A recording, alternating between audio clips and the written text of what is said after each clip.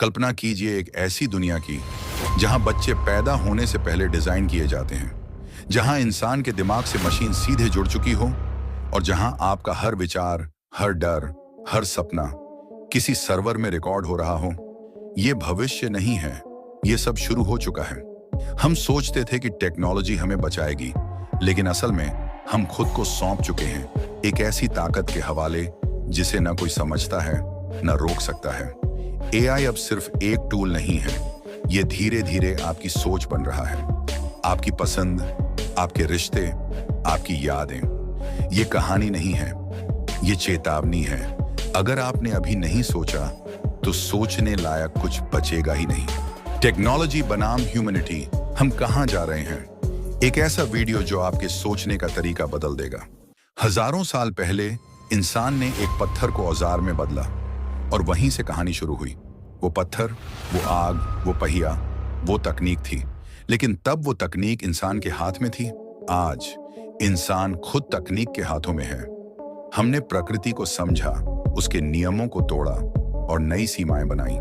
Telephone से लेकर internet तक हर नई खोज ने हमारी जिंदगी बदली, पर साथ ही हमें और ज्यादा निर्भर बनाती गई। 20वीं सदी के अंत में इंटरनेट आया। लोगों को लगा दुनिया अब खुल गई है, पर असल में हम एक अदृश्य जाल में फंस गए। एक ऐसा जाल जहां डेटा ही इंसान की नई पहचान बना। आज एआई सिर्फ आपकी मदद नहीं कर रहा, वो आपको पढ़ रहा है, आपको बना रहा है।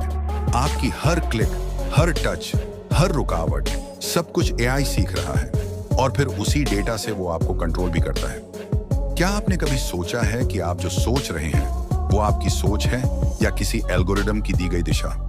जब इंसान ने पहली बार डीएनए का ढांचा समझा तो हमने जीवन के कोड को खोल दिया, पर अब हम उस कोड को बदलने लगे हैं। और यह बदलाव सिर्फ बीमारियां मिटाने तक सीमित नहीं, हम इंसान को दोबारा डिजाइन करने की तैयारी कर रहे हैं। CRISPR जैसी तकनीकों ने वो संभव कर दिया है जो पहले भगवान की शक्तियों जैसा लगता था। अब सवाल ये नहीं है कि क्या हम कर सकते हैं, सवाल है क्या हमें करना चाहिए। डिजाइनर बेबीज, ये शब्द सुनने में नया है, पर जल्दी ही ये आम होने वाला है। और उस दिन जब इंसान अपनी संतान की कोडिंग खुद तय करेगा, तब मानव जाति क्या रह जाएगी, प्राकृतिक या कृत्रिम?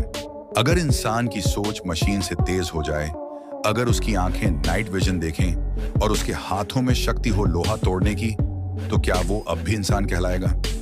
न्यूरालिंक, सिंक्रोन और ब्रेनगेट जैसी कंपनियां अब इंसान के दिमाग को मशीन से जोड़ने की होड़ में हैं। उनका दावा है इससे लकवाग्रस्त चल सकेंगे, अंधे देख सकेंगे।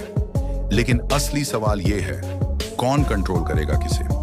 हम ट्रांस ह्यूमन युग में प्रवेश कर चुके हैं, जहां शरीर के हिस्से बदले जा सकते हैं, यादें अपलोड हो सकती हैं और शायद मृत्यु भी एक ऑप्शन बन जाए।